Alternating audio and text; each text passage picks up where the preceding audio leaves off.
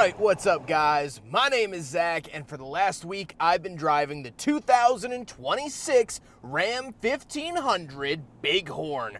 Up front is a 5.7 liter V8, and down below is an 8-speed automatic transmission. Now I am super excited to be making this video here today because I am singing from the rooftops. The V8 is back. For the 2025 model year, Ram canceled the Hemi in their full-size trucks. However, due to public demand and many other things, it is back. And so now you can get the V8 in the Ram once again. They haven't really tweaked the engine, but they have added a couple fun little things to celebrate the return of their famous Hemi. But if you'd like to submit your own vehicle and have it reviewed here on the channel, you can head on over to my website, zackpradel.com/submit. It's a quick and easy submission form. It takes under a minute to fill out, and I come out to you. And if you'd like to see all my videos weeks or sometimes months in advance, you can head on over to my Patreon for only $5 a month. But let's get back to that 5.7 liter V8, the big reason why we're here. Well, due to economy standards and technology and Stellantis wanting to move forward, they got rid of this engine in favor of the Hurricane inline six. It was a twin turbo inline six that got better fuel economy and actually in its top orientation would make more power than the Hemi. However, people were upset by this. They want that throaty V8. When they buy a full-size truck, they want 8 cylinders. And so Ram was able to bring it back. Now, there was a CEO changeover and some head changeover, and there were some things that needed to fall into place, some government policies and whatnot. But the V8 is now back. And to symbolize that, they've added a badge to the side of the truck, the symbol of protest badge, which is a Ram as a V8. And the V8s get a performance exhaust, which this actually sounds really, really good.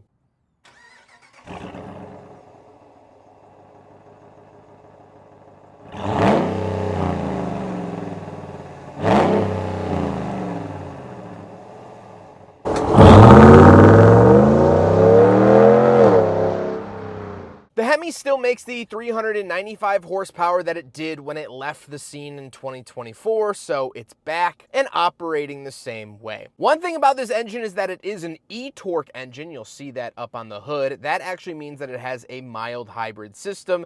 You don't notice it while driving. I personally don't love this system just because you don't notice it all that much, and it does add a lot of complexity, more things that could go wrong, but this is an e-torque mild hybrid V8. Like I said, paired to it is an 8-speed automatic transmission. Honestly, it works really well. The 8-speed is wonderful paired to those 8 cylinders, and it does a good job.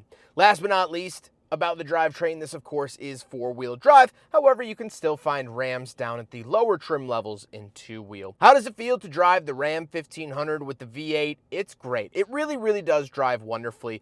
This is all you would really need out of a standard runaround pickup truck, a full-size pickup truck. I never felt like it was laggy or slow. I never felt like it really needed more power. The V8 is a great sound, and I was coming home from a friend's house last night, just kind of cruising on the highway, doing highway speeds, and I was just kind of smiling to myself because this thing does sit really, really nice on the highway. It's a smooth powertrain. It's a smooth existence, and that is a very, very nice thing to see. Visibility is decent. However, as we'll talk about, it does not have a 360 camera, which I would have liked to have seen in this. But visibility is fine, ride quality is good, and overall driving is definitely one of the highlights here of the Bighorn V8. With that stuff out of the way, let's talk about the interior. Well, in front of me, I have a mix of physical and digital gauges. So we have 4 physical gauges. Off to the left is the tachometer and coolant temperature. Off to the right is the speedometer and fuel. And then, of course, we get that digital screen in the center that you can swap around and look at different items and things like that. Really, really nice that they give you this customization. I also don't think it's too overbearing or too tech-oriented. It's not completely digital gauges, which I'm not sure is great in some modern trucks, so I like that it's a mix here. On the steering wheel on the left, we have our selectors for that gauge cluster screen, as well as our drive mode select.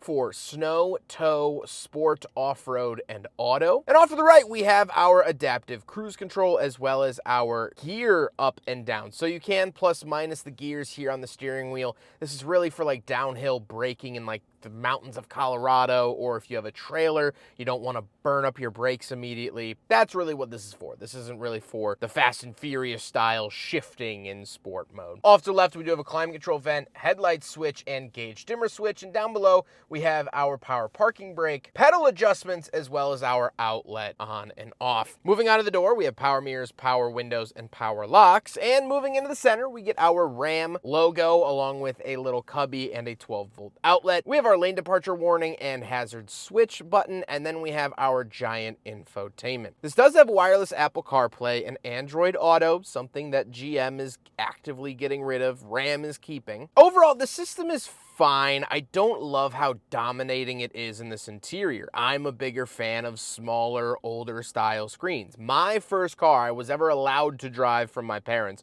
was a 1998 Dodge Ram, and so I loved that had this sort of hazy green radio with no screen on it. And driving at night was so surreal and sublime. It's very, very commanding. I had to find a page last night that was dim enough to not completely distract me. However, this is the status quo for pickup trucks, so I might be nitpicky, but I'm not nitpicky for just the Ram. The Tundra has an even larger screen. The F-150 has a giant screen, so it's just these in general. I do think it's relatively easy to use. It does have some good apps, but again, it does have a backup camera, but no 360 camera. In a vehicle this large, I think 360 cameras should almost be mandated, but that's my own personal feelings. We do have some physical buttons for climate controls, so like we get physical buttons for temperature up and down, fan speed, defrost, and things like that. We have a volume knob and a tune knob. But then down below, we have our trailer brake gain, as well as our traction control off, front and rear parking sensors on and off. These buttons have a real satisfying click to them. To the left of all that, we have the shifter along with our 4-wheel and 2-wheel drive settings and our auto start stop on and off. And moving down into the center, we have 2 USB-Cs, 2 USB-As, an aux input, and a wireless charger. So all of your charging needs will be met here in the Ram. And if that isn't enough, there is in fact a wall outlet down there as well. Very, very convenient. But moving up the center console, we do have cup holders, so we will do a big friggin' bottle test here in the Ram Bighorn, and unfortunately it fails. Most pickup trucks end up passing, so the Ram is kind of out on its own with this fail. However, what the Ram does still have is coin holders. Don't really see this in cars much anymore. My old 98 Ram had coin holders, so love to see this. However, one of these slots will remain empty because as of the making of this video, they have canceled the American penny. So that hole is no longer really necessary. Then we do get a center console, plenty of storage found in there, and it is a dual opening center console, so you can open the top or the bottom. The seats are comfortable, however, they are cloth. The Bighorn is not the top trim level. It's a relatively decent trim level, but definitely not the top, so it doesn't get the leather seats. However, these seats are heated and power, which have been nice, and honestly, I kind of like the coziness of the cloth seats a little bit better than leather. I think they're actually a little bit more friendly, especially during this cold time of year. However, speaking of seats, we do have back seats, so let's go do a back seat review. All right, getting in the back of the Ram 1500, I definitely would have liked side steps. It is a little bit of a jump up to get in, but you do have a grab handle. And once we are back here, oh, seems like the big freaking bottle has made an escape. Throw that onto the pile. Anyway, here is the back seat, and obviously you have tons and tons of space. Whole bunch of space in between my knees and the seat in front of me. Whole bunch of space up above my head. This is a very, very comfortable back seat, which they have come a long way in the last 30 years for truck back seats. You actually get space back here, and it actually works out pretty well. Down here, we have 2 USB-Cs, 2 USB-As, and a wall outlet. Love to see that. You get your own climate vents, you get your own cup holders, and we do have a center console we could fold down with 2 cup holders in there. We also can open up this middle window with a switch up there. We get a light LED, very nice to see that.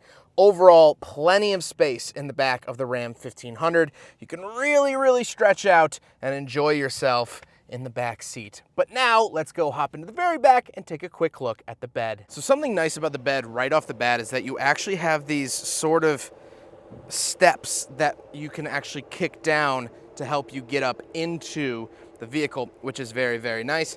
Come around here, we do have a soft opening tailgate, but other than that, nothing really too crazy. You do get a wall outlet over there. Love to see that. Plenty of space. We do have this nice tonneau cover on top as well. The standard little indents here, but no trickery with this tailgate. I know some Rams have a tailgate that will open in like a 60-40 split. Some have, you know, speakers in them and steps and things like that. This is a very no frills tailgate.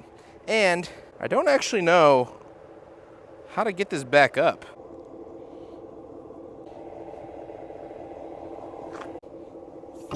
There we go.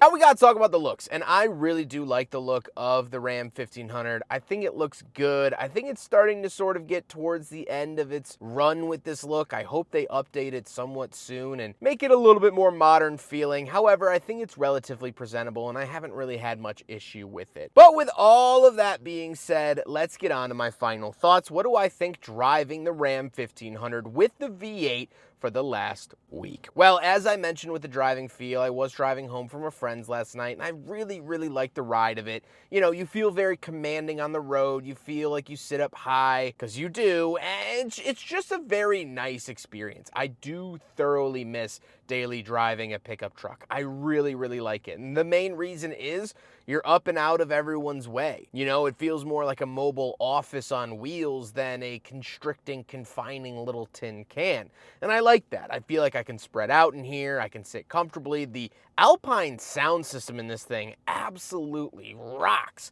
I have really, really enjoyed that. And so it has been a positive experience. However, let's get to what's on everyone's mind. The V8. This is the return of the V8. And it's fine. Stellantis isn't going to like me saying this, but honestly, I thought the Hurricane Twin Turbo was actually a really great engine. And now you can still get it.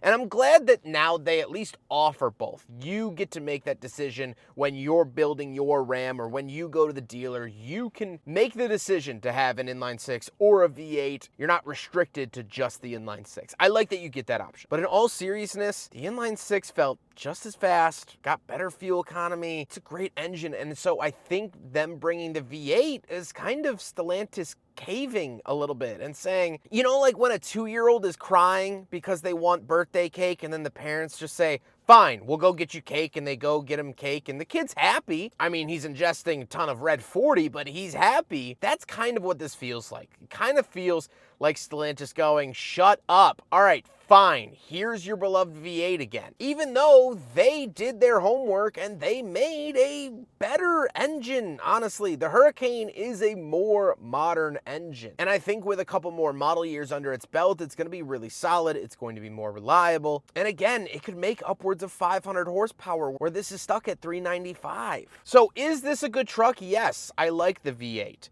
It just feels now a little bit stuck in the past. This feels like a 2022 Ram 1500, and it's a 2026. This honestly feels like a 2019 Ram 1500. It drives like a 2019 Ram 1500, and maybe some people like that, sure, but I think switching to the inline-6 was actually kind of a good idea. It was progression. It was moving forward. It was 2 steps forward and now 1 step back. So I don't know. I feel like Ram sort of gave in to what the internet said that they wanted, but I'm not sure it was the smart play long term. But again, I'm just happy that this is an option. If you want a Hemi truck, you can go buy a Hemi truck. At least it's available where it wasn't last year. I hope you guys enjoyed the video. Huge thank you to Ram for letting me borrow their Ram 1500 for the last week. Huge thank you to G. Schmitz for facilitating the cleaning and delivery of this vehicle. And of course, the Midwest Automotive Media Association. But I hope you guys enjoyed the video. Don't forget to rate the video, comment on the video,